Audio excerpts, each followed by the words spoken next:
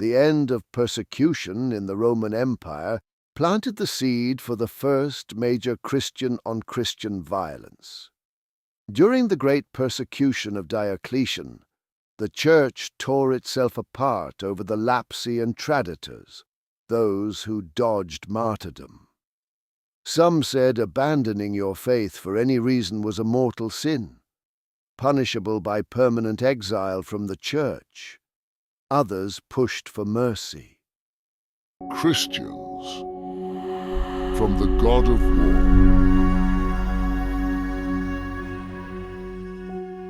Mensurius, Bishop of Carthage, was in the mercy camp.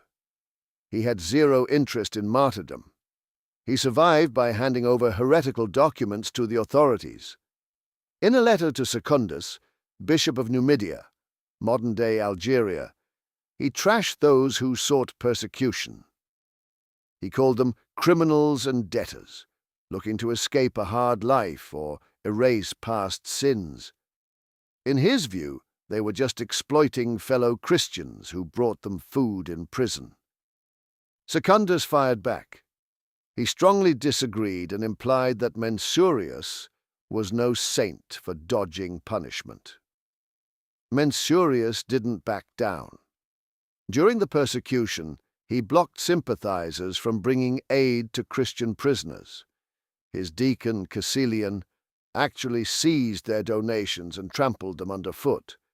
Two camps formed: Traditors, like Mensurius, who believed that evading persecution was fine; rigorists, like Secundus, who believed it was unforgivable.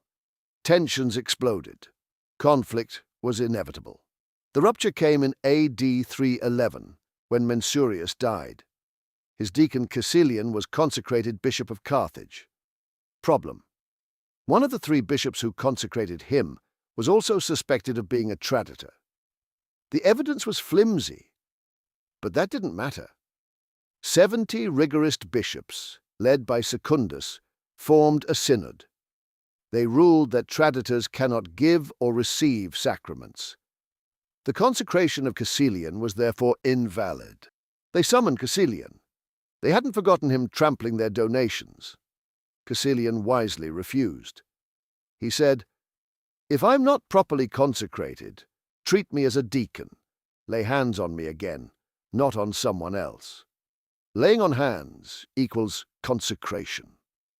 They replied, "Let him come here. Instead of laying hands on him, we'll break his head in penance." Denied the chance to break his head, they excommunicated him instead. Excommunication was brutal, cut off from church and sacraments. In extreme cases, only reversible at death. If not revoked, it condemned the recipient to eternal punishment. A sentence that reached the afterlife was a terrifying psychological weapon, designed to keep dissenters in line. The dispute went to multiple church councils. Each one revoked the excommunication and upheld Caecilian. But rigorists wouldn't budge. From their view, this was about free choice and the right to resist force, whether from the state or from other Christians. So they elected their own bishop, a man named Donatus, who had been imprisoned and tortured during Diocletian's purge. From then on, they were called Donatists. Their symbol was the Ark. Within were the righteous. Outside, lost souls drowning in a sea of sin. After all, the Bible says only a few will be chosen, and they were the few. The conflict spread throughout the provinces of West Africa. It turned violent. Villages burned, women raped, clergy tortured, all with the zeal of the righteous. Each side had divine justification to kill the enemies of the true God, and each side was ready to die as martyrs. Armed Berber Donatis called themselves agonistici, fighters for Christ. Their enemies called them circumceliones, scroungers. They terrorized the countryside, murdering, robbing, living as bandits, but honored as martyrs. Their weapons of choice were wooden clubs, which they called Israelites. They would pour salt and vinegar into the eyes of captured priests. They preached debt cancellation, freedom for slaves, and above all, martyrdom. Because they love the name martyr and desire human praise more than divine charity. The traditors retaliated with equal savagery. Polytheists watched in shock. The historian Ammianus Marcellinus wrote, "No fury of the savage beast against man can surpass the hostility of the Christians towards each other." It was a taste of things to come. The Donatist controversy exposed deep fractures in Christianity. More fractures would follow.